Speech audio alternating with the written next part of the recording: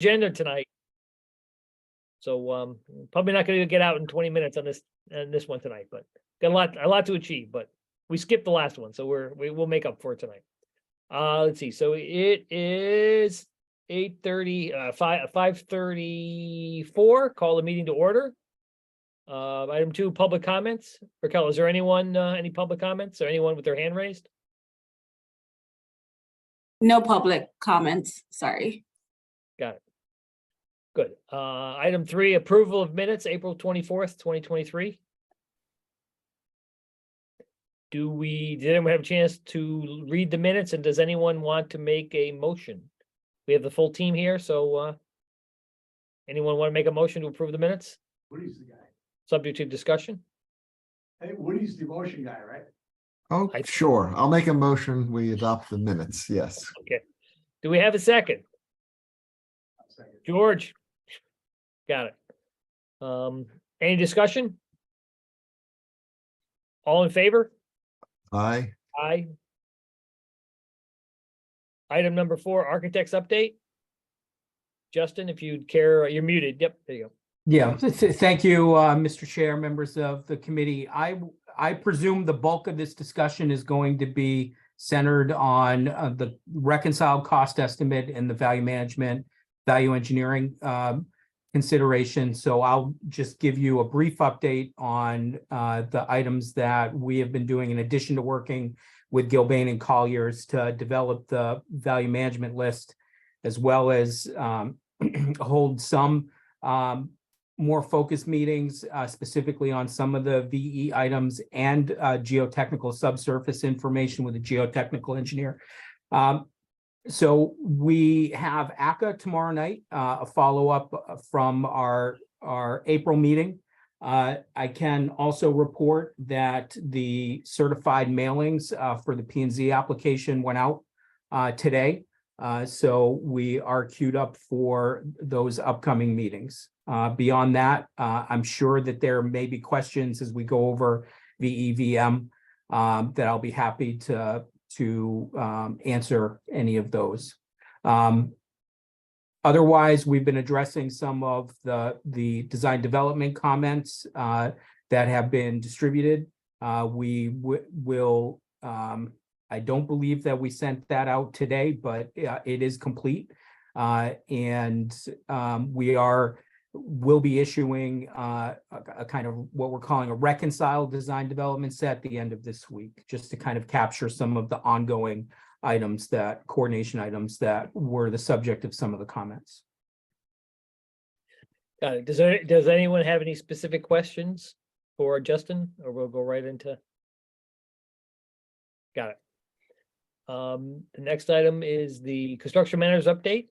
If you want, Nick, if you want to pass your time to Adam, and then I'm sure you'll be involved. I mean, go ahead.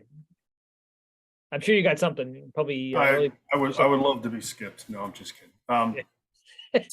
Just a couple of items.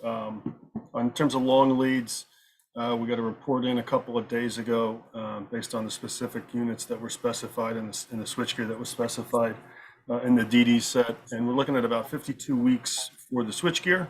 Depending on manufacturer, it's going to fluctuate a couple of weeks, but honestly, I wouldn't trust if one said they were 44 and the other said they were 52. I think they're all about the same at this point, right around the 52. And then I believe it was a train was the basis of design for the DOAS unit, and that carries about a 54-week lead time.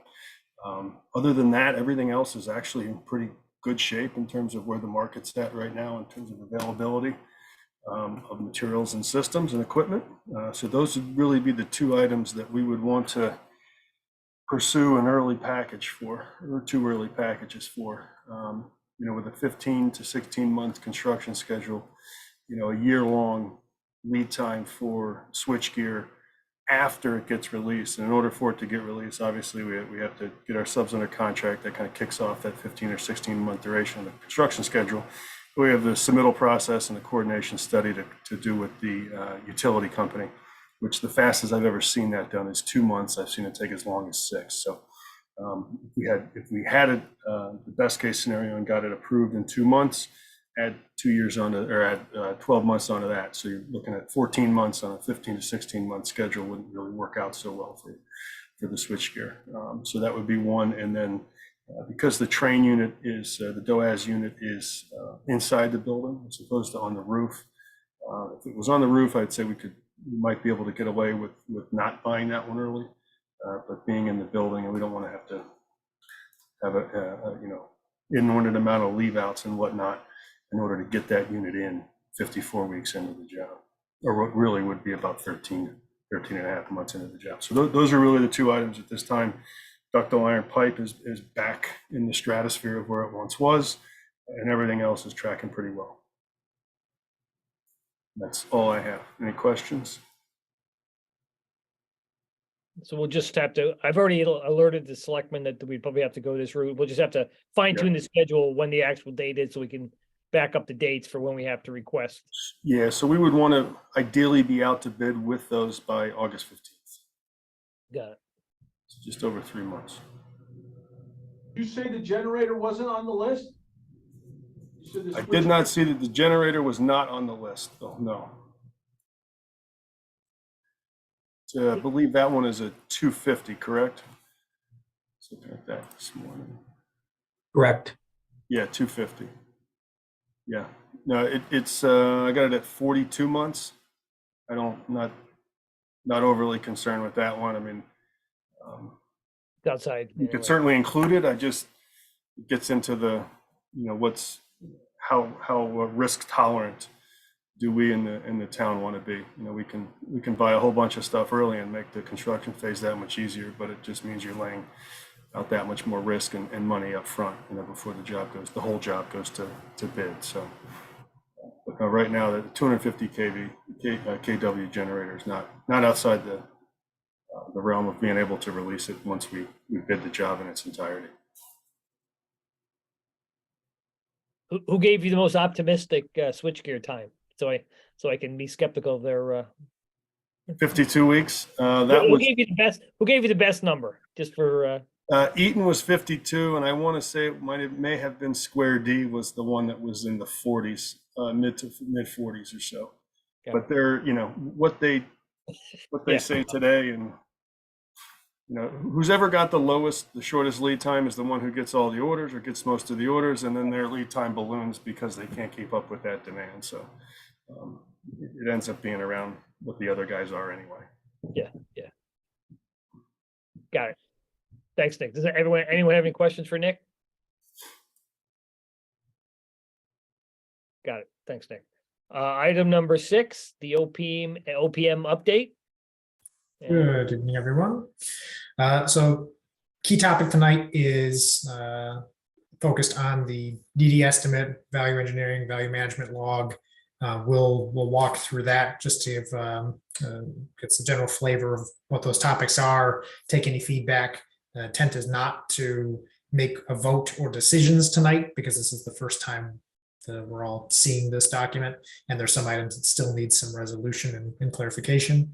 But want to have this setup meeting so that potentially at the next meeting, the 15th meeting, that's when value engineering decisions and votes can be made. So that's the bulk of what I want to talk about. And then a little later on, once that's done, I'll just quickly go through just some of the schedule updates and looking at some of the meetings coming up in relation to some of the land use meetings and wetlands and PZC and that kind of thing. Can you start, Adam, from the high level? Because I know we've been living the numbers, but maybe just go, where were we at SD and where we are now, Yep. just at a very high level? Yes. So at SD, the estimate came in at just under 10 million. It was $9.9 million over the referendum construction budget.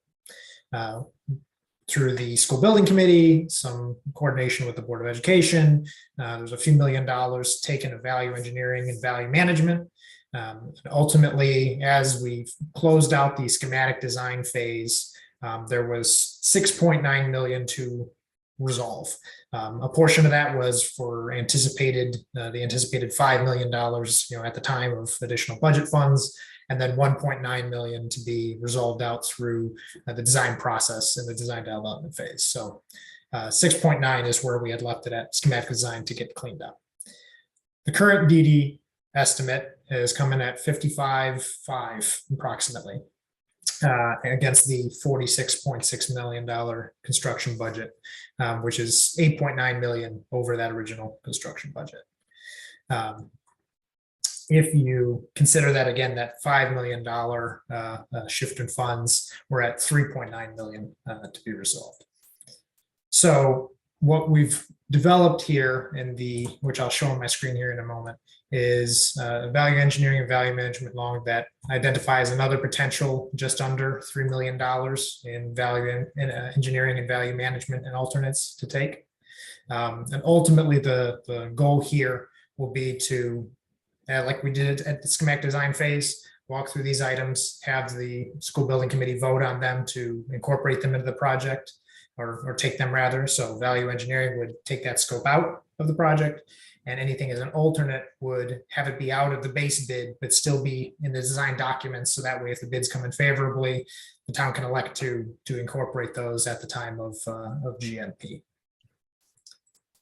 So let me share my screen now so you can look at numbers rather than just hear me talking about them.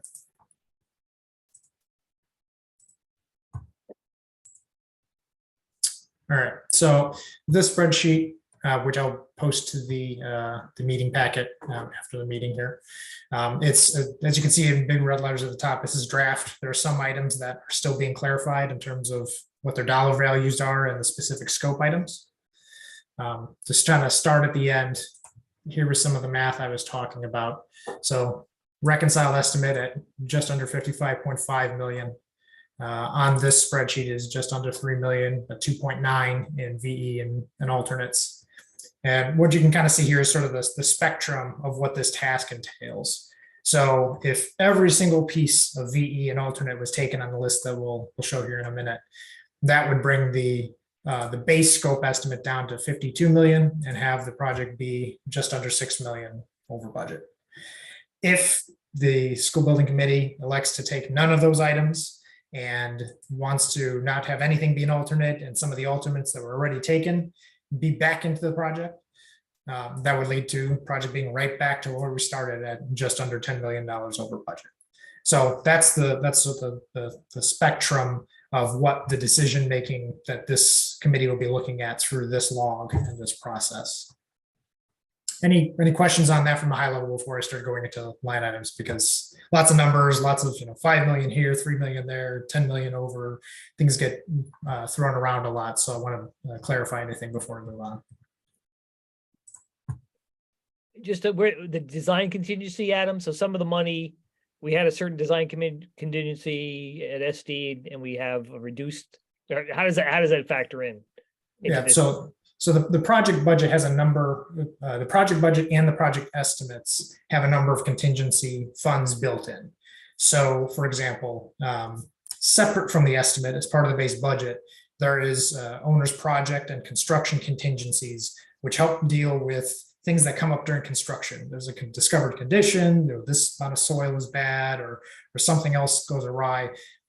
Those funds are baked into the project, and those haven't been touched as part of this value engineering and management exercise. I know there was a question I got, someone posed to me today, insofar as those contingencies for the owner side, those haven't been touched. Separate, which is what I believe you're talking about, Graham, are estimating contingencies that get baked in as you go through the various phases of a design process. So early on, when we're in schematic design, there's a lot of variability, a lot of unknowns. The drawings don't have all the details. So the estimators will bake in, I think it was a 7% contingency we had for this project at schematic design phase to help account for some of those unknowns while you're looking at an incomplete drawing set. Now that we've moved on to the design development phase, the drawings are more robust, there's more detail to them, the scope is more fleshed out. That estimating contingency shrinks as the unknowns become known. So currently the estimates have a 5% estimated contingency baked in. And as we move on to construction days documents, again, more detail behind the drawings, fewer unknown, that will shrink further up until it ultimately goes to 0 as you get your bids in from the actual subcontractors on bid day. So, and that number is, it starts off at 5% or 7% of 46 or $50 million is a couple $1,000,000. So that number shrinks, but the idea is that as you understand where there might be more outlets needed to incorporate some of the final pieces of equipment selection, or there might be more panels needed on this on the electrical system, or there might be more sprinkler pipes to get to everywhere you need to go. Those are where those additional expenditures get pulled from as the drawings get fleshed out. So you're not constantly chasing your tail on trying to provide a perfect estimate for an incomplete design because you're only partway through design. Got it. So some of that contingency actually went into the drawing. So we had more at SP. So some of the slight increase in the actual estimate just reflects the reality of design contingency being realized. Right, exactly. It went from a big lump number below the line to getting sprinkled throughout the various, the concrete, the steel, the electrical above the line, so to speak, in the trades. Good.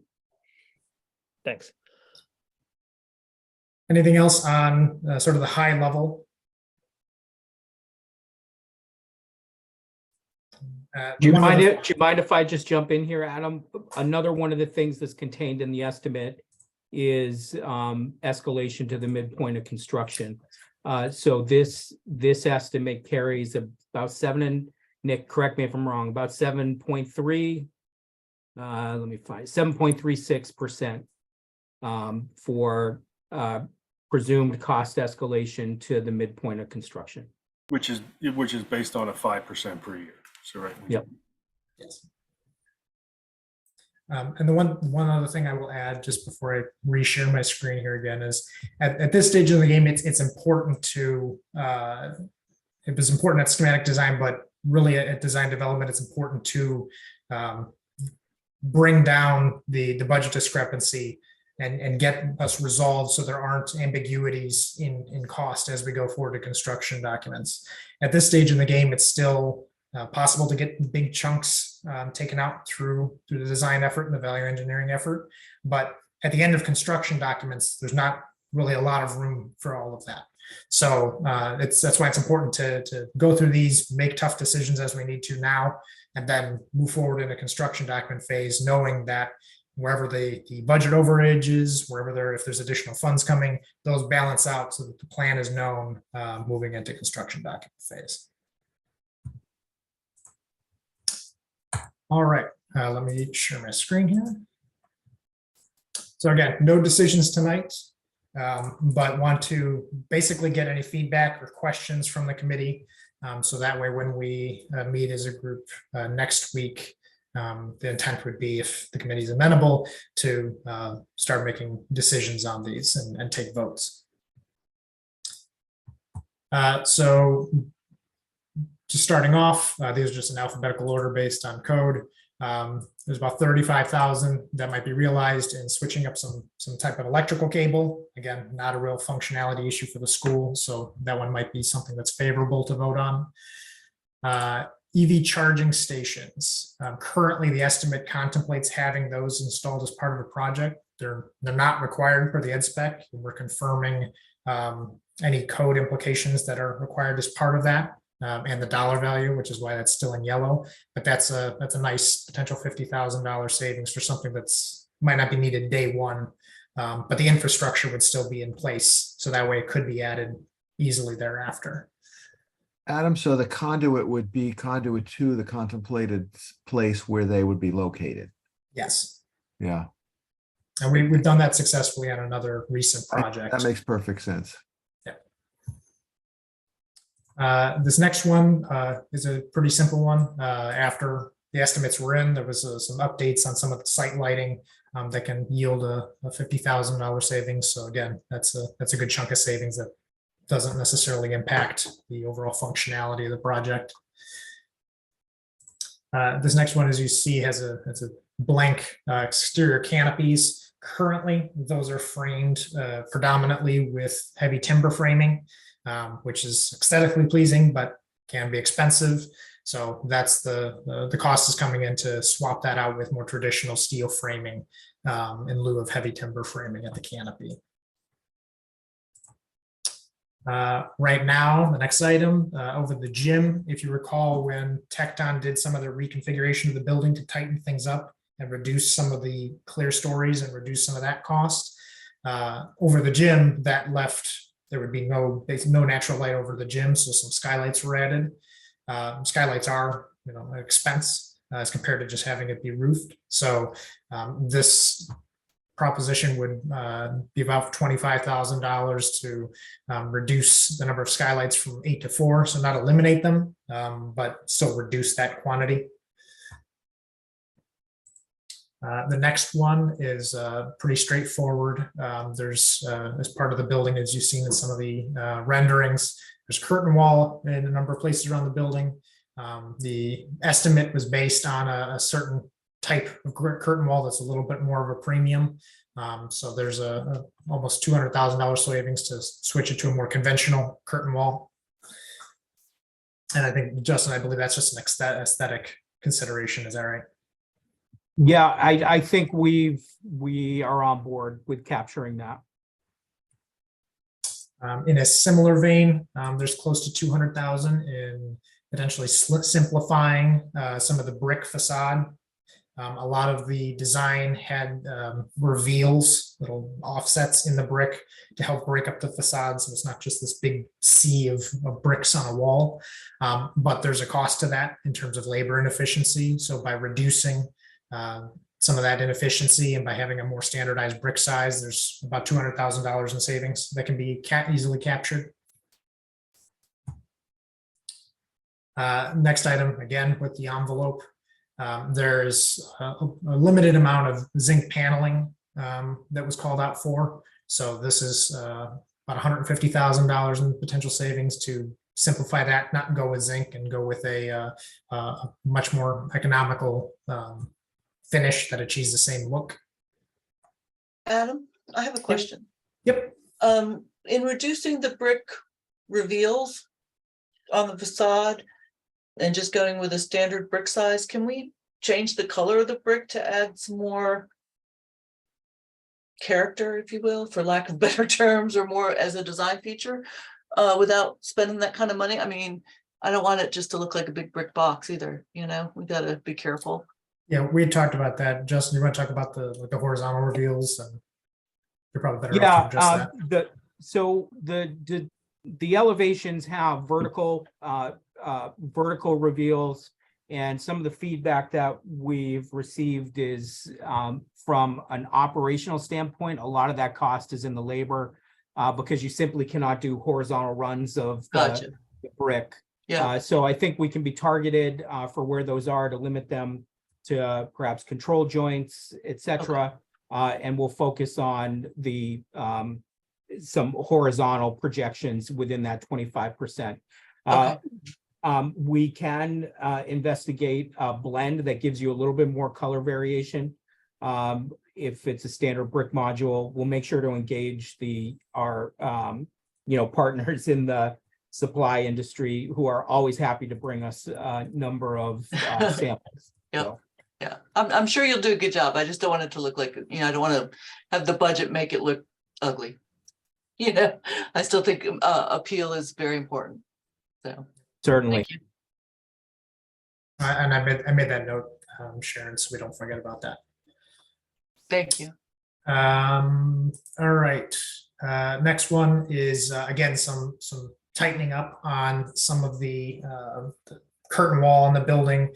On one of the stairs, there was curtain wall that can be shrunk, so it goes from a more expensive curtain wall to a more economical storefront, and reducing the size to capture about 20,000 in savings. Similarly, there was some styling at the elevations where maybe I can just quickly pull up a drawing to kind of provide some. You still see are you seeing the PDF, or are you still seeing the spreadsheet? Just out of curiosity. PDF? PDF. Yeah, we're good. Perfect.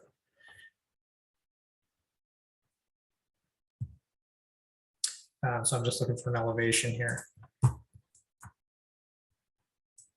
So at a number of places along the building, there was the the configuration was such that you had the window fenestrations and then those led up to the parapet here. So what we reviewed in our value engineering meeting was basically having this be copied up to the floor above. So that way you eliminate some of the cost of the curtain wall system or storefront system or punch windows, I'm not sure what it is, up here, and just continue the brick around. And that yielded a pretty substantial, over six-figure savings, just doing that throughout the building and simplifying the facade there. I know this next item, this is actually an item that was talked about at SD phase. This was for infilling one side of the stage by the cafe. As you recall, right now the platform stage fronts on both sides, both the cafe and the gym, which is nice functionality. There is some cost there just with the additional mobile partition, that movable partition that has the sound transmission rating, as well as whatever any other projectors or screens or whatever that might be needed to have functionality on both sides. That one was a potential, I think it was an alternate back at schematic design phase, but as we were discussing with the group, there's a lot involved with trying to have the design be one way or the other. So it's been reinstituted here as a potential value engineering savings. Currently, the cost of the project, the estimate, contemplates having both sides. So it is potential savings to be gained, but it's just something we'd want to talk through at the next committee meeting as to what the SBC's flavor is for taking that value engineering item. How does the school feel about it? The meetings that we've had, and I don't know if Justin and Nick also want to weigh in, suggest they very much appreciate the flexibility of having potentially two spaces, where if you want something going on a smaller event over in the cafeteria while there's another larger event going on in the gym or some class or something like that, there's a lot of flexibility to be gained with having it. So I've heard nothing but good things about the idea. Yeah, I mean, I'm that's kind of where I'm leaning too. Spend money somewhere else. But there is a premium cost to that. So I understand, but it's something that would be used. I mean, it has value, I think, for the usage. All right, we'll talk about it later. Sorry. No, that's exactly what this is for. The next one, there was some maple paneling around the stage surround to help provide protection and to differentiate the stage from the adjacent walls. And the idea here is to eliminate the maple paneling and provide a more traditional wall protection. There are basketballs and things going on there, so you don't want to just have the drywall, but there's more economical solutions there to isolate the stage. So that's a $50,000 number. This one is still being fleshed out. There is the core of the gym is a concrete masonry unit or cinder block wall that at the interior of the corridors has a separate drywall finish to it. The notion is to explore whether or not that can be reliably eliminated, the interior drywall finish, and just have it be an exposed CMU that's painted at those locations limitedly. A lot of the places that border the gym are mechanical spaces, those types of areas. There are some student facing areas, but it's not as great as some other areas. So it was a potential big reasonable savings that could be got, but that value is still forthcoming. So that's why it's yellow here. So more to come on that next week. Next one, there was at the STEAM, the engineering, math, science room wall against the corridor. There was some custom millwork that was requested by the teacher there to help showcase some of the projects and things. But that's an extra piece of millwork that wasn't necessarily identified, so that's why it's on the list here. But that was something that we had talked about in a teacher working group meeting with the. That's something that could be added later too, easily. Right? I mean, that's not something that would be built in necessarily. I mean, it could be an added item or even a piece of furniture, couldn't it? I think Sharon, to your point, I think this is this number represents a built-in piece of casework. Okay. But you're absolutely right. If this is not implemented or the item is accepted, display is something that can be purchased after the fact or built after the fact. Okay. Was this, Justin, did this telegraph through the wall to kind of to show? Yes, that's Something on where the it was. inside. That's where it was built in. Yes.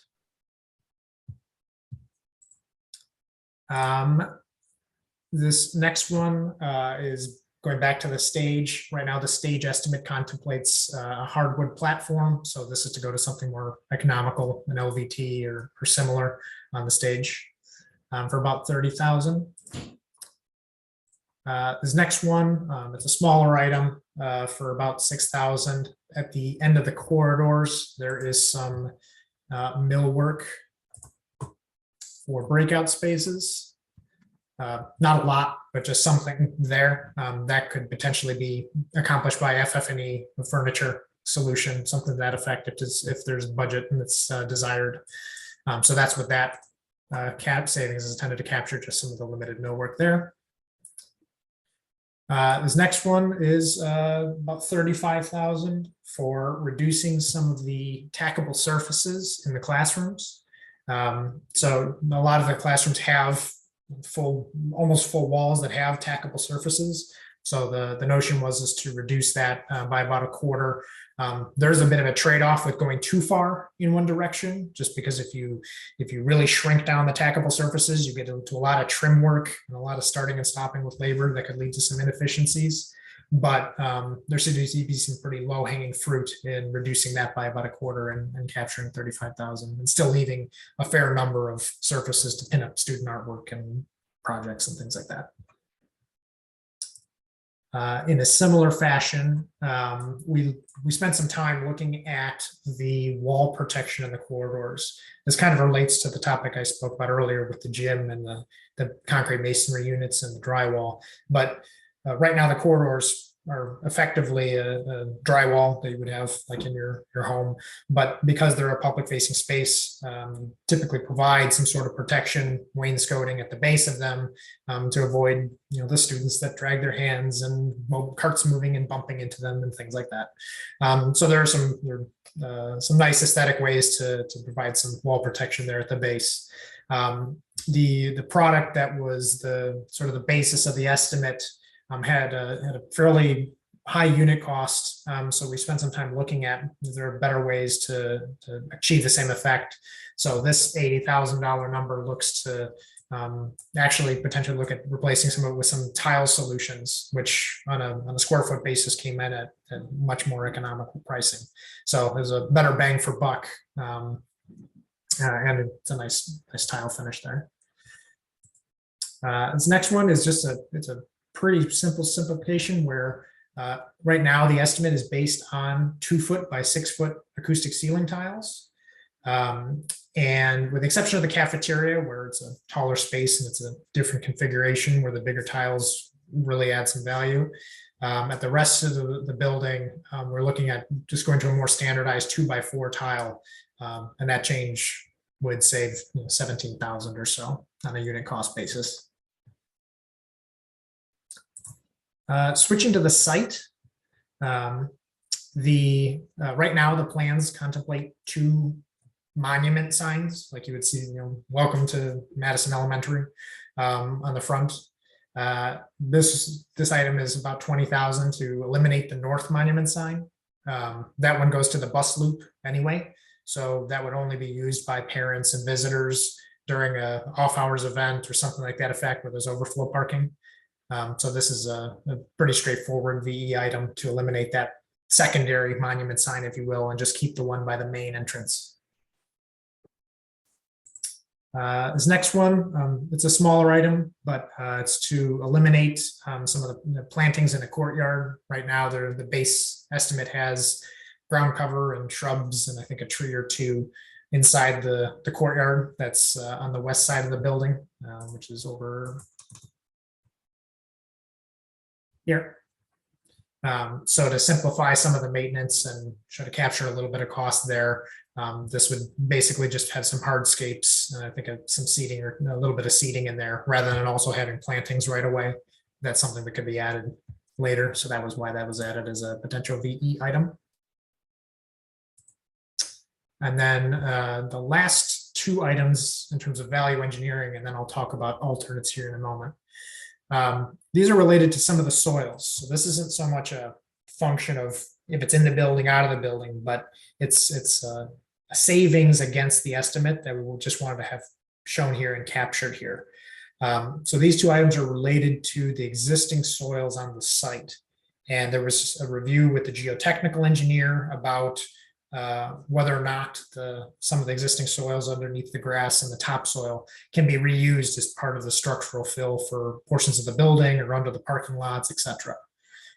We've met with the geotechnical engineer, and there's about $500,000 in savings just by having clarified some of the assumptions and understandings that the geotechnical engineer had in their report. So this is not so much a VE item that changes the scope of the building, but rather it's a clarification on the cost estimate, which assumed that you couldn't reuse the soil based on some of the verbiage.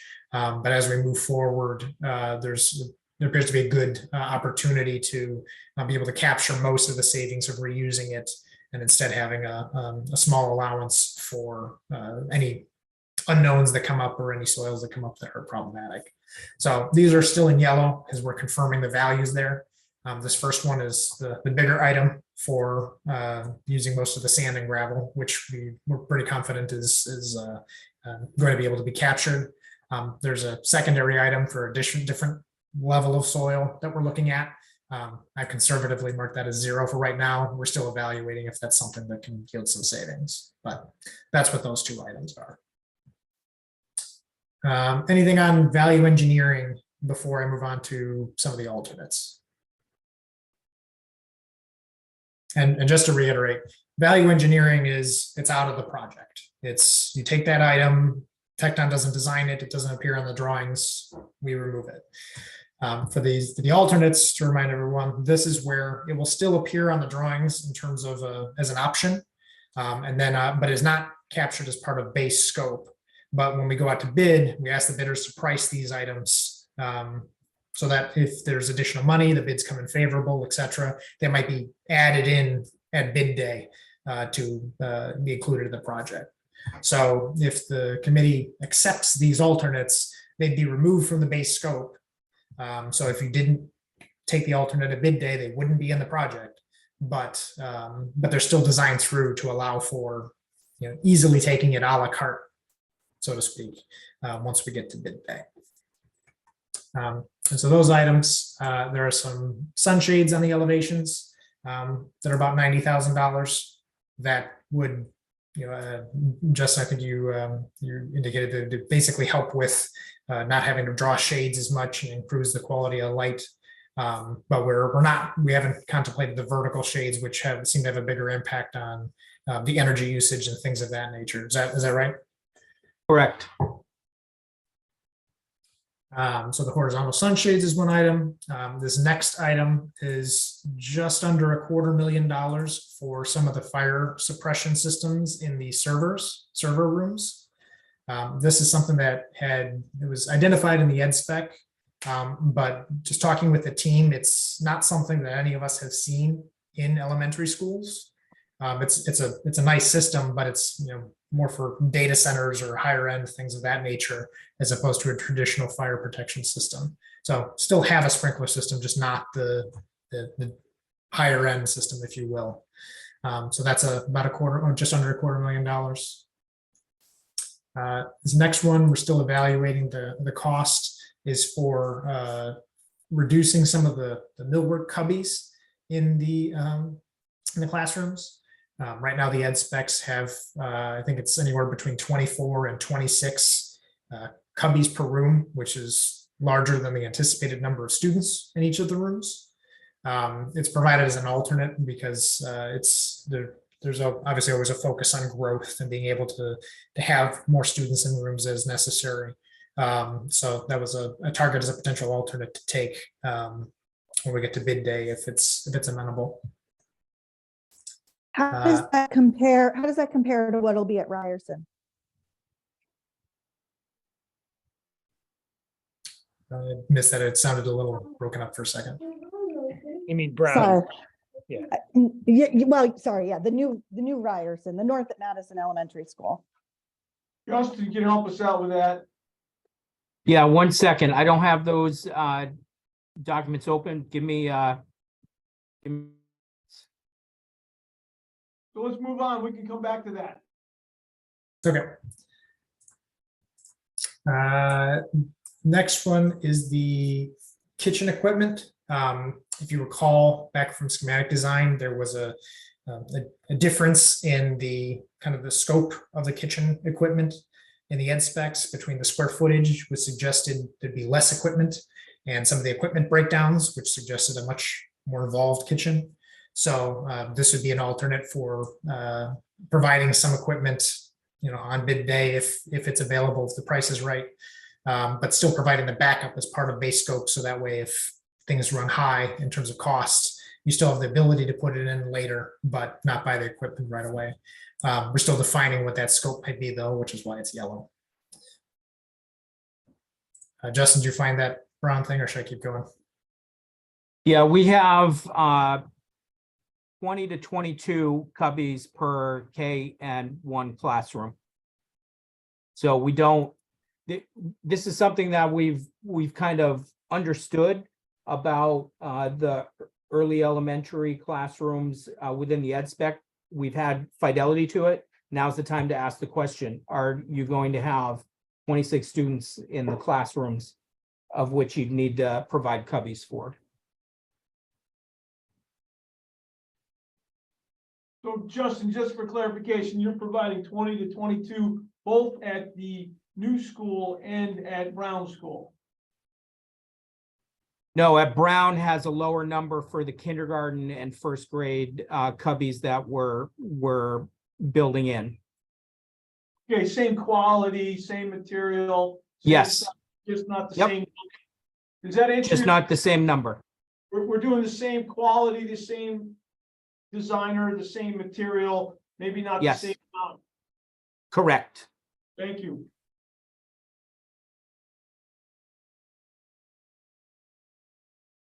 This next one as an alternate is the radiant flooring. This came up also at schematic design. It's being provided here again. I believe it was a value engineering item at schematic design. We talked about it with the design team and with Gilbane. And it's a fairly isolated system, so it could be provided as an alternate rather than just cutting it out entirely as of right now. So that number, as we refine through the budget, that's a fairly sizable amount at $350,000 that can be captured for the budget overrun. Adam, how much insulation is being put into the slab if we don't do this? That's a Justin question or a Nick question. That's a me question. I will source that in 1 second. Thank you. All right, so while he's looking for that, this next one is related to the telescoping platforms at the gym side of the stage. So this is not the bleachers opposite the stage in the gym. If I'm correct, this is for platforms actually at the stage itself. Is that right, Justin? Correct. We have telescoping risers at the gymnasium face of the stage to support some additional programming there. They can certainly be a deferred item or an alternate, very easy to partition. So that's about 35,000. This next one is some flooring alternate. We have right now there's linoleum. I'm not sure if it's a marmoleum or whatnot, but it's easy to maintain, long-lasting linoleum product everywhere specified in the estimate. This is just under 300,000 to go with a more economical VCT or similar product. The main trade-off there in terms of the building would be maintenance and operations in terms of cleaning and waxing, whereas the linoleum's much less of a maintenance requirement as the VCT is. But again, that's very easy to swap out on bid day as an alternate. This next one, just under 50,000, is the sidewalk along Mungertown Road. There's been a lot of discussion about this topic. Obviously, it was included in the drawings through a lot of conversations with various stakeholders. It's being provided here as an alternate because it wasn't identified in the ed spec as being a necessity along the road. However, it's an important component, so we didn't want to just include it as part of VE, if at all, depending on the committee's thoughts. So that's an item that's been identified here for, like I said, just under 50,000. Was it just going from parking lot entry to parking lot entry? Is that what it Yes. was? Okay. Yes. So yeah, we're not talking about sidewalks off the site. We're not talking about sidewalks amongst the parking lots and around the building. Those are still there. This is just that strip between the Okay, stone thank wall you. and the road. So Adam, did it end up on the property or off the property? I believe it's Right. off the property. That stone Okay. wall, I think, is the property line. Okay, that's what I would assume. Okay, so it's in the town's right away. Yes. So we might not get, we wouldn't get reimbursed for the sidewalk. No. And then the last one on the alternates list, this is also one we talked at SD. Again, just putting it here for the sake of it was an idea, so we're keeping it as an option, is the playground poured surfacing. Rather than have the poured rubberized surface, have the more traditional wood chips for two of the playgrounds. So those items I've just described, value engineering, value management, and alternates, total this 2.89 number that I referenced before. And so that's what plugged into some of these values here that I referenced at the beginning of the talk. This is the base estimate.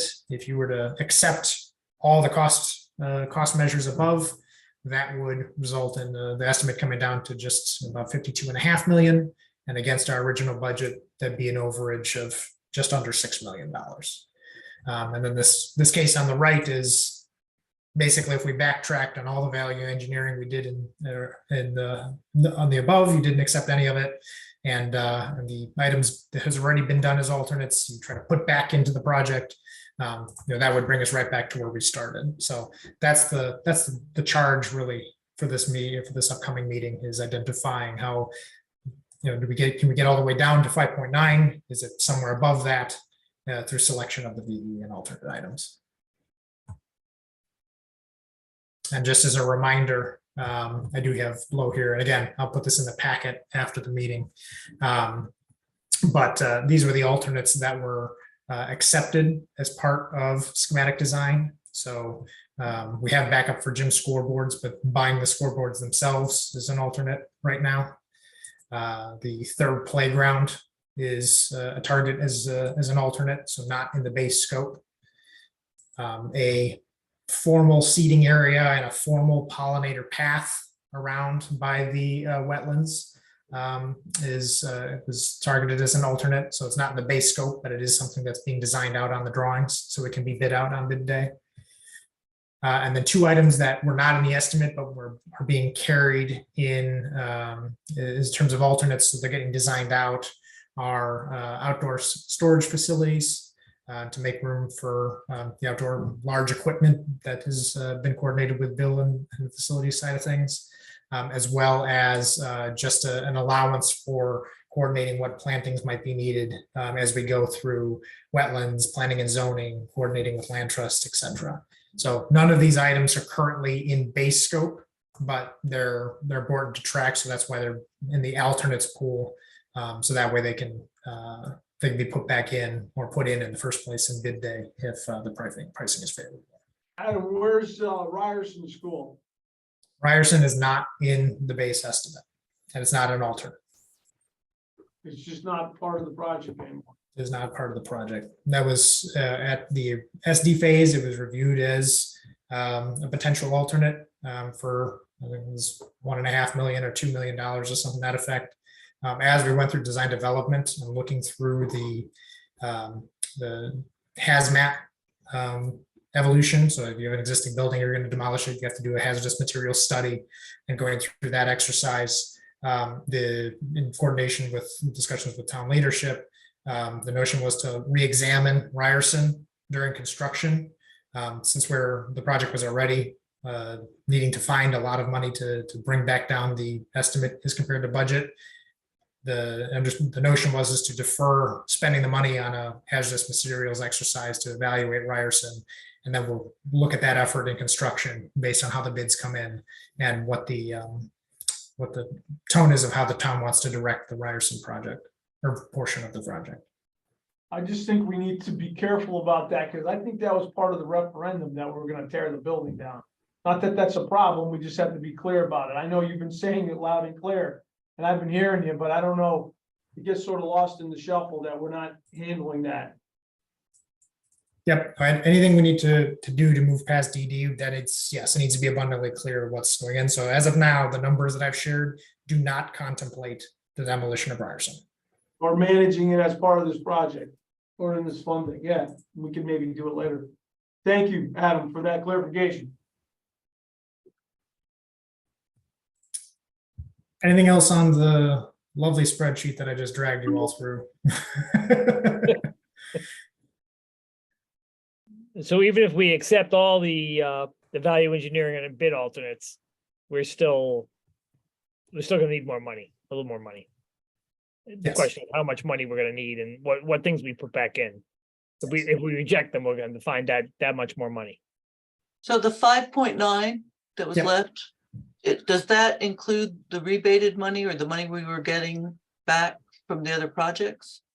You know, how we No. were gonna shift?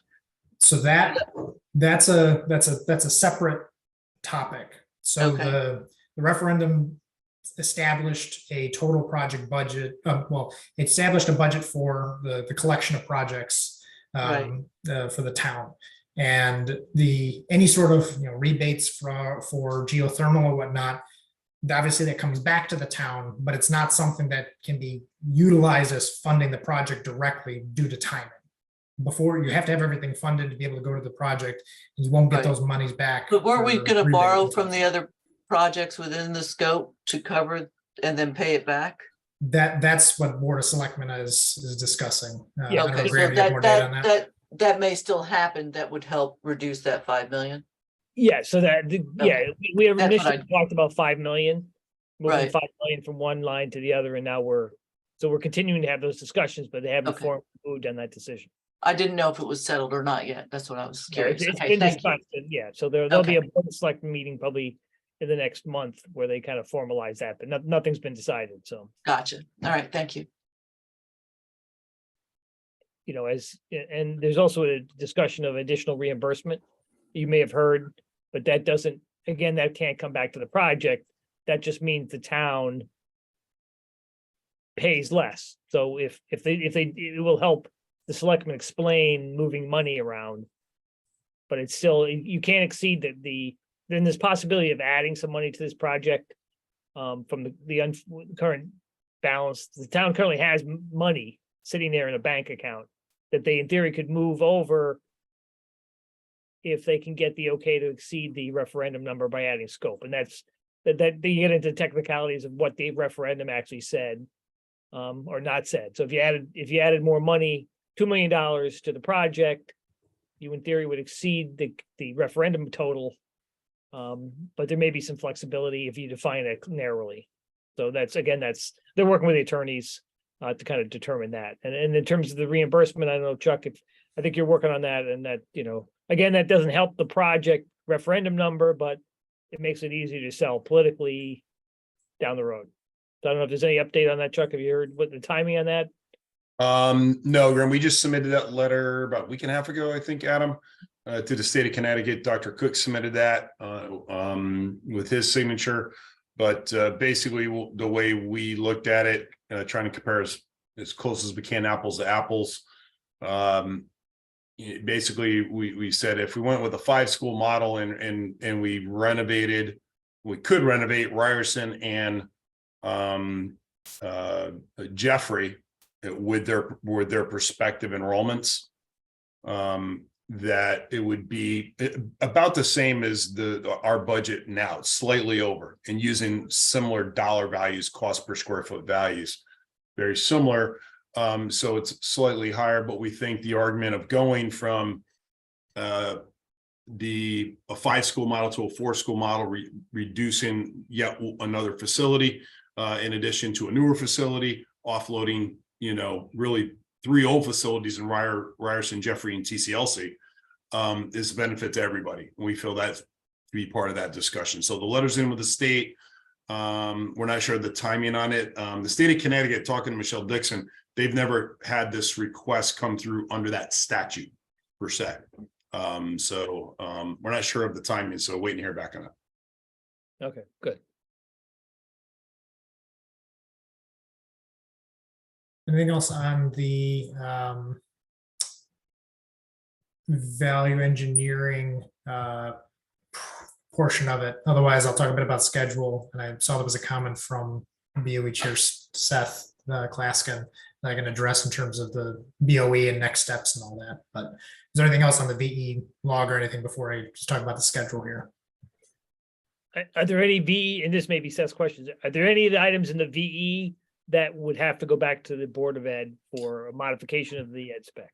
So the 4 that are currently alternates, or suggested alternates, are the radiant flooring, the cubbies in the lower classrooms, the kitchen equipment, and I just forget that 4th one. The higher end sprinkler system in the MDF and IDF rooms for technology. Those 4 items are tied to some verbiage in the ed specs. So those items, if selected, and there's a big chunk of items, we need to coordinate through the BOE, and that was what I think Seth's comment was, is confirming classroom sizes for the cubbies, for example, is something that the BOE would weigh in on. The idea is that we work with the Board of Ed to track those items in such a way that they still align with the scope. So the first step would be next week at the school building committee meeting, identifying what the SBC's targets would be in terms of a scope and financial situation. And then after that, coordinating with the Board of Education at one of their upcoming meetings, similar to what we did last time, but potentially not modifying and formally changing the ed specs. So we'll look at that as we move forward, but those types of items do need to be coordinated with the Board of Ed. So they're understanding what the scope is of the project in relation to the ed specs. Got it. And the kitchen equipment that at one point had a tied to the ed spec, that's been solved, that value engineering, we feel comfortable that's not an ed spec item? The kitchen equipment, that's one that the specific equipment was spelled out in the ed spec. So that's one that if that item is taken, that would need to be coordinated to be above board in terms of being true to the ed specs. Okay, got it. All right, so for schedule, and I'll flash the typical calendar schedule here.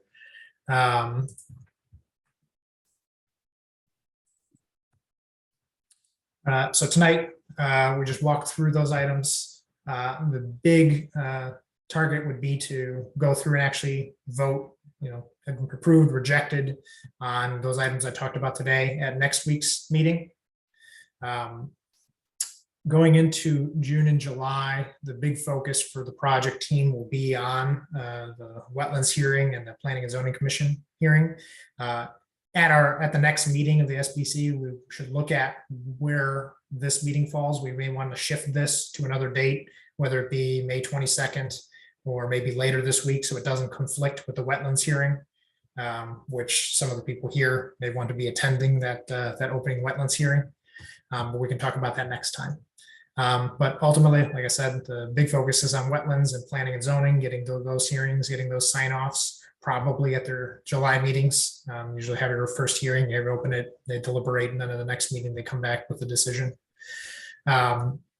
And then similarly in the July timeframe, we want to look at that early packaging that Nick talked about. We're still looking at schedule in terms of what those dates might look like.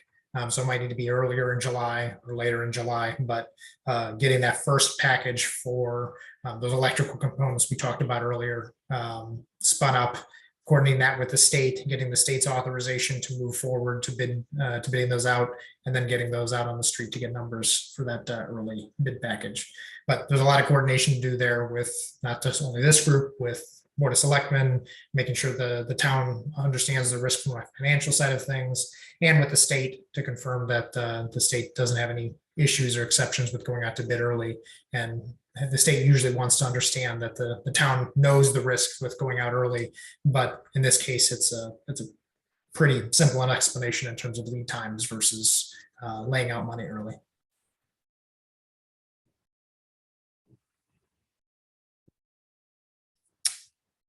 And that's what I've got for you all tonight.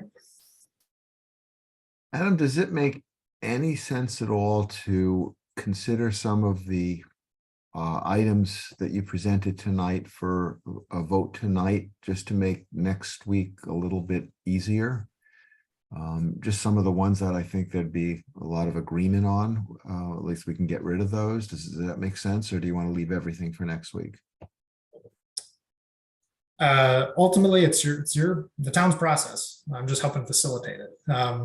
If I there's personally some like key that ones- idea, actually, instead of like shifting a meeting or having another meeting. We're all here. There's still items that'll need to be reviewed next week, but if No, that I'm aware, like all the yellow items that you don't have pinpointed, but I agree with Woody. There's probably some there we can agree on tonight, just to speed up the process next week. yeah, I can bring up the spreadsheet.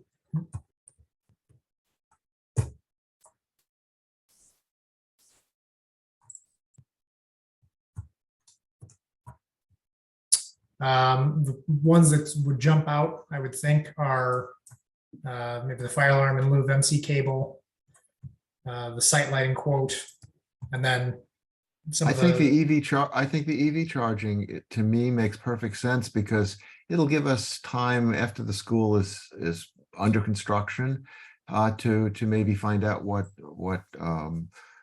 monies we can get back from the state and federal government, just rather than. This one, I mess think we that need up to now. do some quick code confirmation is where we left it off in our VE discussions. So yes, wholeheartedly, except we want to make sure we're not on the wrong side of a code switch with the project. So that's what TechDom was looking at. Right. I didn't think we had to provide the units. I thought we had to provide the infrastructure. There is a change in the state law for publicly funded projects, Woody.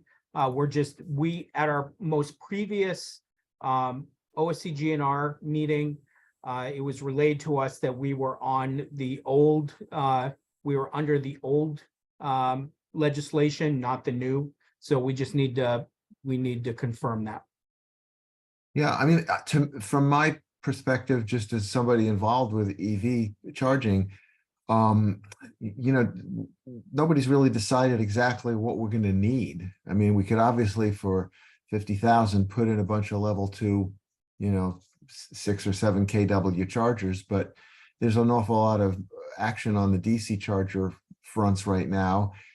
So, postponing it, as long as we have adequate conduit, postponing it really makes a lot of sense if it's possible to do, if it's not a code violation, obviously. Justin, one question on the fire alarm cable. What is the rating of the cable that they want to replace in terms of how long can it handle high temperatures?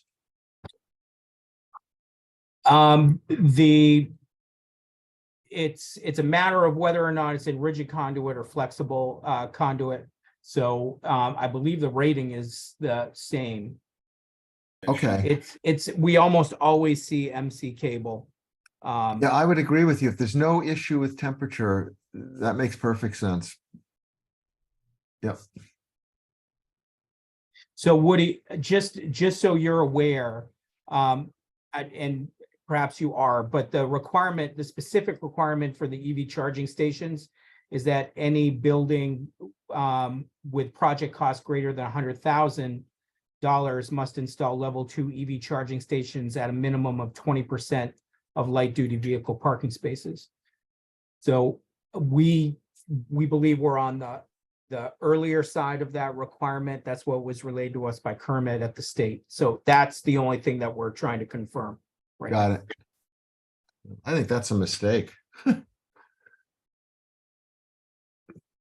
All new state projects are required to comply with that currently. Yep. Yeah, it's just an odd thing. I don't want to delay anything, but charging 100 kW hour battery with 6.8 kWs is a really tedious process.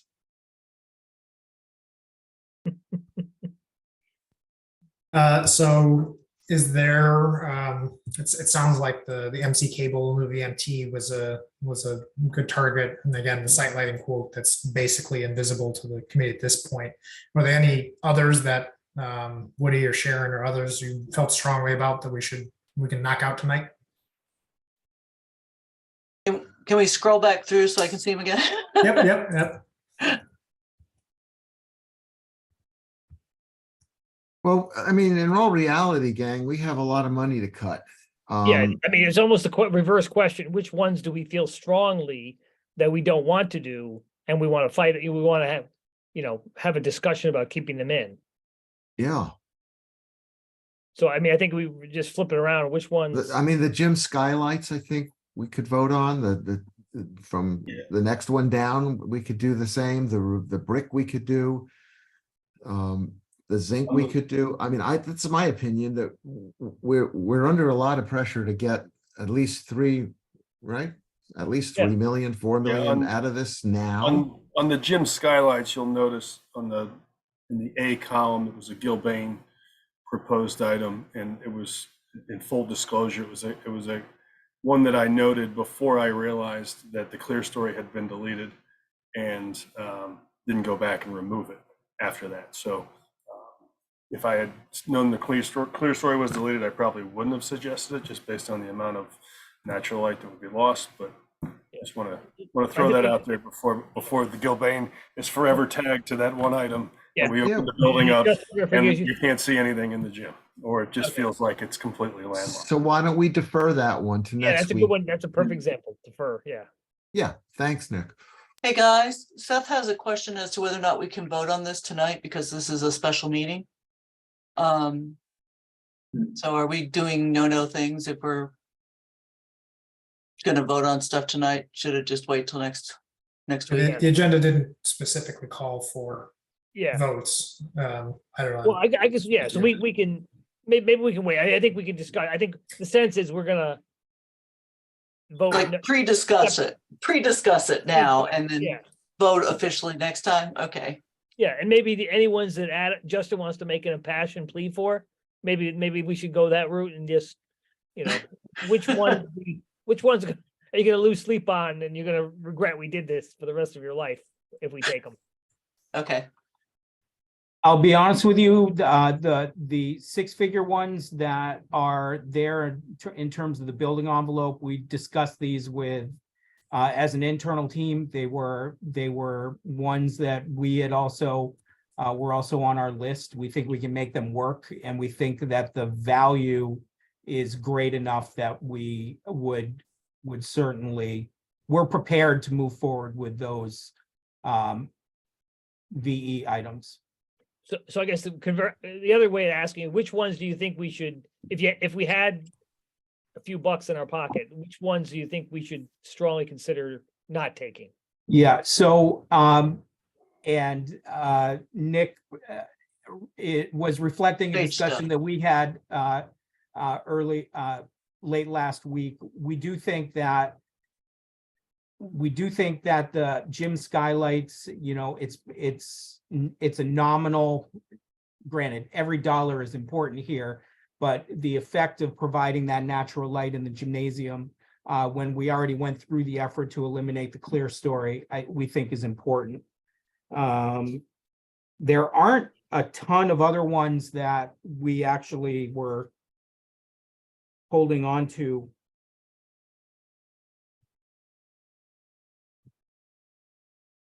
To be completely honest. Okay. So where did the stage fall? The double-sided stage? Is that on the take it out or is that on a So add alternate? Oh, It's- that's, sorry. that's a VE, that's a take it out is the way that's structured, because it's So- hard to design that twice. Right. So, no, I so that's understand. one that we, in all of our conversations with the district, the amount of flexibility that it brings, and the amount that it would cost to provide after the fact, it just wouldn't be done after the fact. Yeah, I'd like to um, like take it off that list actually as a value engineering thing. I think that's an important function of the school.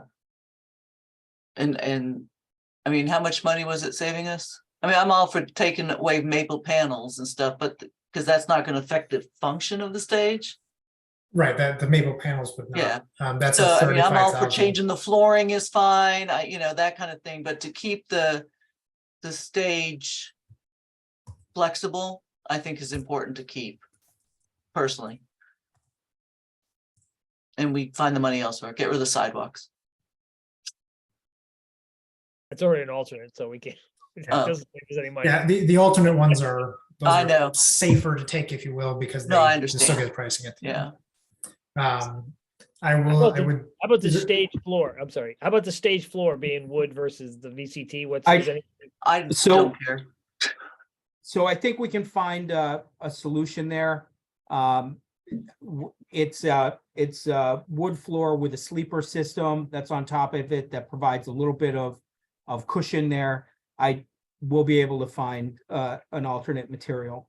The one thing that I will mention that is well, it's an alternate, so I guess I won't mention it here.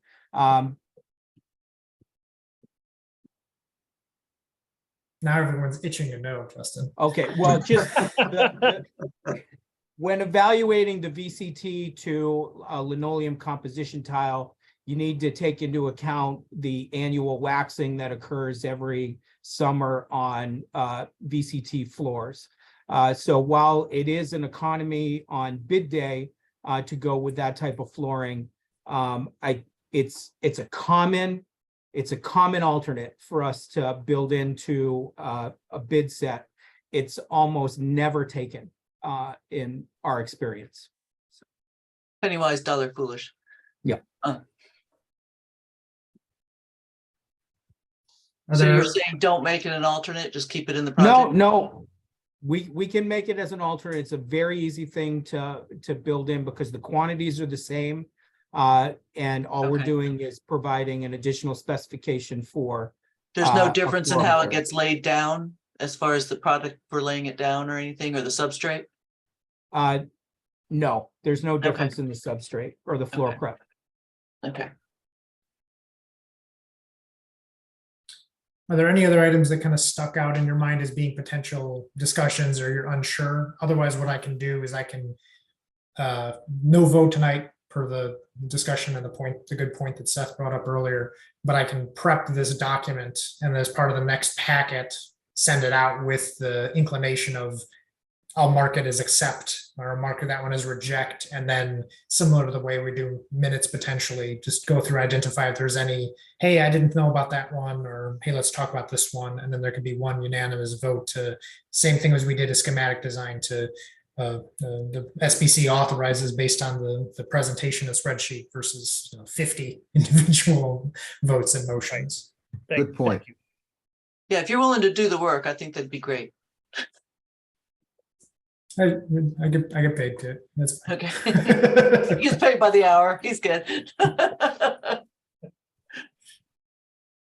Anything else for discussion? Otherwise, I have the gym skylights as a discuss, and then a potential reject of the infill side of the stage. And then I'll as Nick and Justin and I regroup through the week to fill out some of those other yellow items. We'll check back and see if there's anything else that we thought of as something that we might want to bring up, a la the gym skylights. Anything else? Otherwise, I think I've got my marching orders. Perfect. All right, now I'm done. Got it. Okay. Any other questions for Adam before I move to the next item? Public comments. I think Seth had a comment or a question on a project. Raquel, is there any, No, but he did have some questions in the question and answer oh, okay. section. Oh, I see. Okay, got it. Let me, let's see. He had a question about the voting and then he had a question about Ryerson. And I don't think. I think Okay, they- Ryerson, yes. So I think that it's just a matter of expense. It was definitely part of the plans and the project. I think it was definitely stated publicly when we went to referendum that we had a plan for Ryerson to remove the building. That was definitely part of the referendum proposal. It wasn't, I don't think it had anything to do with the educational specifications.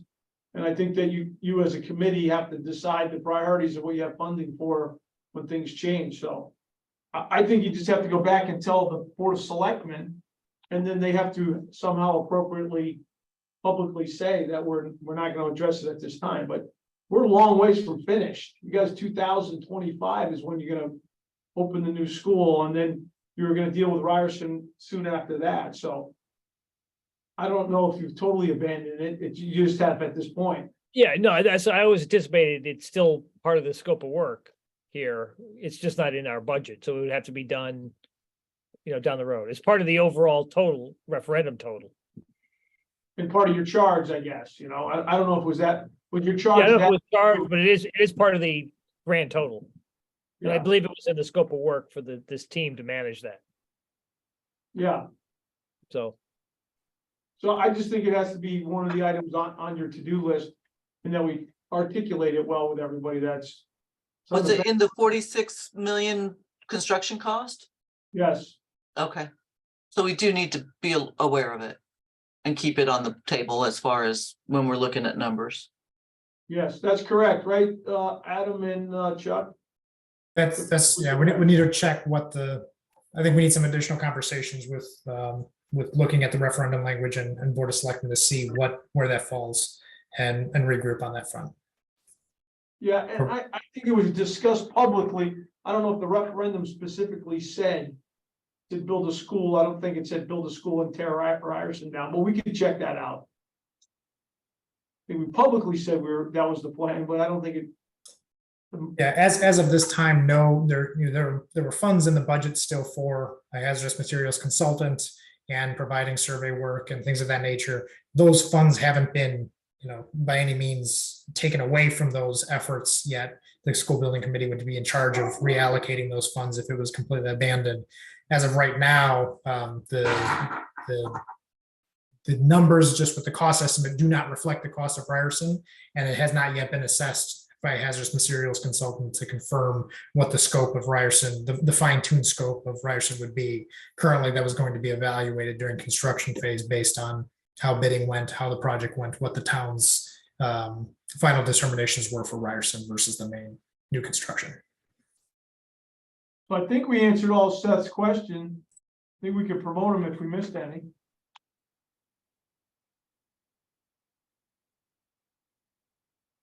He talks about the classroom sizes, and we'll address that with them for sure. So if he He raises, doesn't have his hands raised, so I'm not quite sure. Okay, if so I he wants guess- to be Promoted. I think we answered his questions. yeah, if not, just raise your hand, Seth, and otherwise we'll move on to our next agenda item.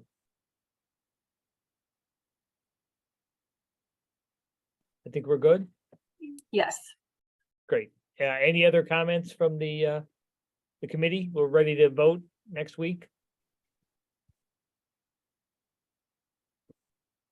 So just want to thank the design team for all their hard work getting to this point, and we still have some lifting to do with the Yes. moving some money over, and a lot of alternatives, but be a busy bid day, counting, reading that out. Appreciate it. Anyone like to make a motion to adjourn? I'll make the motion. Karen, anyone seconds? Do we have a second? This is my job. Come on, somebody. Oh, sure. I'll do fine. Okay. That's your job, Woody. No, it's George's job. George, just knock it off. Okay. Thanks, everybody. All in favor? Aye. All right, we'll see you next Monday. Thanks, guys. Yep. Take care all. Thank you, guys. Yep. Thank you.